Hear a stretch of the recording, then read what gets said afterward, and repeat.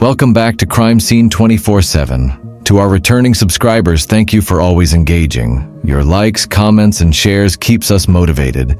And if this is your first time here, make sure you hit subscribe and turn on the notification bell so you don't miss any of our chilling crime scenes. Here we dig deep, we investigate hard, and we bring you stories the mainstream left unsaid. So encourage us by engaging in our videos. Subscribe if you haven't, like, comment, and share. It was a home that looked ordinary on the outside. In the quiet streets of Waterbury, Connecticut, neighbors waved hello and children rode bikes, until the night the house burned. Behind the charred walls of 87 Maplewood Avenue, 32-year-old S weighed just 68 pounds and was rescued from a room measuring 8 by 9 feet. He told firefighters he'd been locked inside for more than 20 years, since he was 11 years old. His alleged captor, 57-year-old Kimberly Sullivan, his stepmother, now facing charges including assault, kidnapping, unlawful restraint, and reckless endangerment. The photos released by police show piles of debris, exterior slide locks on the door, a room so small the man could barely stretch out. And what investigators discovered inside the phone logs and locked folders stunned even veteran detectives. In the next few minutes, we'll uncover how a stepmother's secret reign turned a house into a horror chamber, how warning signs were missed for decades, and why freedom came only after fire. But the truth is even more haunting than the flames. The home sat unremarkably in Waterbury, Connecticut, until 17th of February 2025, when firefighters arrived at 87 Maplewood Avenue, responding to a second alarm blaze. What they discovered inside would prompt one of the most shocking abuse investigations in recent memory. Inside the charred walls, they found a man, 32 years old, 5'9", and weighing just 68 pounds. He told officers he had started the fire himself. Why? He said simply, "I wanted my freedom." Chief Fernando Spaniolo of the Waterbury Police described the scene as the worst treatment of humanity I have ever witnessed. He detailed a room with no heat, no fresh air, so small the victim said he'd been locked in it for more than 2 decades, first a child of 11, then an adult of 31.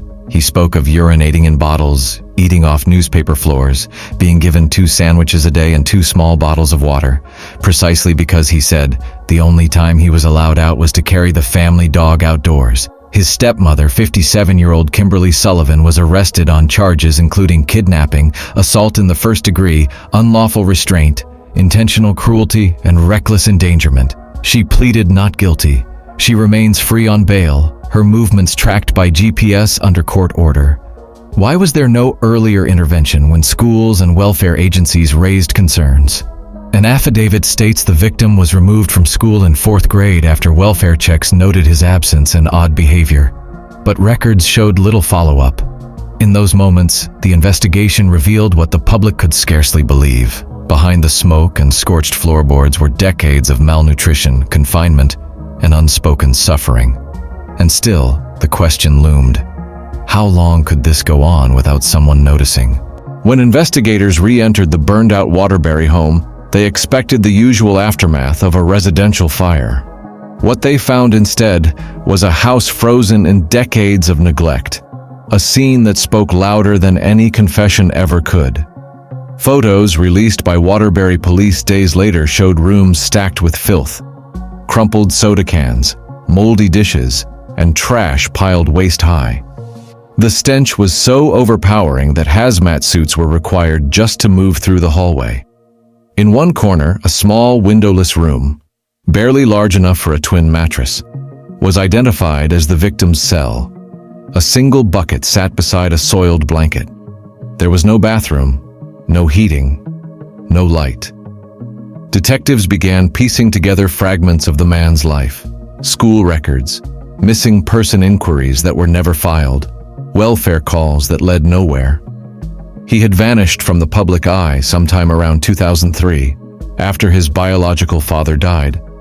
From that point on, his existence seemed to have been erased. According to the arrest warrant, Kimberly Sullivan told police she had done her best to raise him. But investigators say her version collapsed under evidence that pointed to years of deliberate isolation and starvation. The victim, now recovering under medical supervision, told detectives he had been beaten, denied food, and locked away daily. His teeth were severely decayed. His muscles had atrophied to the point where walking was painful. The fire, ironically, became his escape. He had lit a candle near a curtain, knowing the flames might bring help, or end it all. He told detectives, "I thought if the fire didn't kill me, someone would finally come." Within days, the story broke nationwide. Major outlets, CNN, The Guardian, The Washington Post, and NBC News, flooded Waterbury, asking the same question haunting the public. How does someone disappear in plain sight? Police Chief Spagnuolo said, "This wasn't just a crime scene. It was a tomb of silence. This young man was alive, but his world had ended decades ago." Neighbors, stunned, described Sullivan as polite but reclusive. Some recalled seeing a thin figure in the backyard with the family dog, never making eye contact, never speaking. Others said they assumed he was an older relative or a tenant. None suspected what lay behind the boarded windows. The Connecticut Department of Children and Families has since opened an internal review to understand how no alerts were triggered, despite missed school records and prior home visits. Legislators have begun calling for reforms to strengthen adult protection laws. Today, the house stands condemned, its walls blackened, its windows shattered. Yet even in ruin, it carries a reminder of endurance. The survivor remains under state care, undergoing therapy and physical rehabilitation. His words, few but piercing, were shared through a statement released by his guardian. "I'm learning what life feels like again." But for investigators, this case remains open, not just as a file number, but as a scar on a community that failed to see. Because sometimes, the worst prisons are the ones no one looks for. The courtrooms filled quickly. On March 13, 2025, 57-year-old Kimberly Sullivan was arrested by the Waterbury Police Department, charged with first-degree assault, second-degree kidnapping, unlawful restraint, and reckless endangerment after her stepson was rescued from their home. She was released on a $300,000 bond the next day. Despite the gravity of the allegations, she avoided jail pending trial. Meanwhile, hearings began to expose the cracks in a system that had missed decades of alarms. The Connecticut Department of Children and Families, DCF, admitted it lacked sufficient evidence to remove the boy, despite 6 reported welfare checks between 1996 and 2005. In September, the defense filed motions, one to allow Sullivan to return to her home on Blake Street, another to remove the GPS ankle monitoring device imposed as part of her release conditions. On October 3, 2025, a judge granted partial relief. Sullivan may return home, but the trial remains unscheduled, and key motions about medical records and the victim's identity are ongoing. Public outrage mounted. Families demanded full disclosure.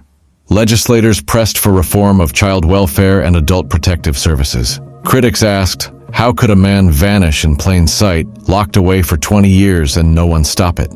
Yet for every step toward justice, there were unanswered questions. Why was the victim's new identity hidden from the defense? Why did the school and DCF reports go unacted upon? Why was the house left accessible? The same place authorities later called the worst treatment of humanity I have ever witnessed. As courtroom doors closed and the community braced for trial, the resonance of this case spread far beyond Waterbury. It became a mirror to every system that failed to protect a vulnerable person. But just when it seemed the trial might bring closure, new evidence would emerge, darker than the walls it was hidden behind. Weeks after the courtroom doors closed on the first round of hearings, the case against Kimberly Sullivan entered a new phase, one that peeled back layers of secrecy and revealed how far the system had failed. At a hearing on October 3, 2025, prosecutors and defense attorneys clashed over one central question: the victim's medical records. Sullivan's lawyer argued the defense was denied critical information, while the prosecution insisted redactions were required to protect the identity of the now renamed victim. In the same hearing, the judge made a surprising ruling. Sullivan, out on $300,000 bond and fitted with a GPS monitoring device, was permitted to return to her Blake Street home in Waterbury. The judge emphasized that the protective order's address specification had caused the delay. Sullivan's attorney called the ankle bracelet unnecessary. Meanwhile, state investigators from the Connecticut Department of Children and Families, DCF, quietly released an internal review. Between 1996 and 2005, the agency had received 6 separate welfare reports related to the boy. Interviews were conducted, school records checked, yet the agency concluded, "We did not have sufficient evidence to substantiate the allegations or remove the child from the home." In the courtroom gallery, parents of other at-risk children watched in silence. Political commentators laid the blame at the feet of underfunded social services and fractured coordination between agencies. On-camera recallers of the scene spoke of the worst treatment of humanity I have ever witnessed. And then the turning point emerged. While legal motions moved slowly, forensic investigators were quietly digging deeper into the home on Maplewood Avenue. The charred remains of a fire never explained became a map of abuse, hunger, and isolation. What the legal system was wrestling with in court, detectives were cataloging in dirty photographs, body cam footage, and chemical tests. The tension ratcheted higher when the victim's own account was confirmed in the public record. Locked in an 8 by 9 foot room from age 11 at 5'9" and weighing just 68 pounds at rescue. Forced to use bottles, rummage through trash, denied medical and dental care for decades. For the citizens of Waterbury, the question loomed large. Why did no one stop this sooner? Why did the warning signs vanish into paper files rather than into action? Because now, more than ever, the case looked less like the actions of one woman, and more like a system collapsing through oversight. And just at the moment the community believed it might finally begin to heal, new evidence emerged. The story of the Waterbury House of Horrors did not end when the smoke cleared. The questions lingered, loud and unforgiving. For the victim, now under state care and receiving therapy, every new sunrise came with its own battle, learning what life felt like again. For the community, the rebuilding process began with silence and shame. Neighbors surveyed the charred remains of 87 Maplewood Avenue and asked themselves, how did this go on unnoticed for so long? In the halls of the Connecticut legislature, hearings were convened. The Department of Children and Families released its internal review, admitting the agency had been alerted 6 times between 1996 and 2005. Yet each time, it found insufficient evidence to act. Critics pointed to funding cuts, high caseloads, and broken communication between social services and schools. A state senator called it a tragic failure of systems designed to protect the vulnerable. Court battles continue. Kimberly Sullivan, out on bond, waits for trial. Her lawyer pushes for records. Prosecutors push for transparency. At the same time, the victim's family presses for justice and reform. The community raises a memorial fund in the victim's name, and parents across the state hold vigils in solidarity. But underneath all the hearings and headlines, one truth remains unaffected. The house is still there, its walls blackened, its windows shattered, an emblem of a young man's lost decades. The very place meant to shelter a child became a cell, and a home became his prison. The tragedy forces us to ask a haunting question. Was this the act of one woman's cruelty, or the symptom of a society that turned its back on a child for over 20 years?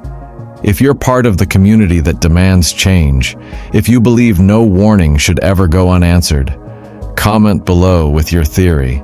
And remember, for more true crime cases where we dig into every detail, subscribe to Crime Scene 24/7, because here, the truth never sleeps.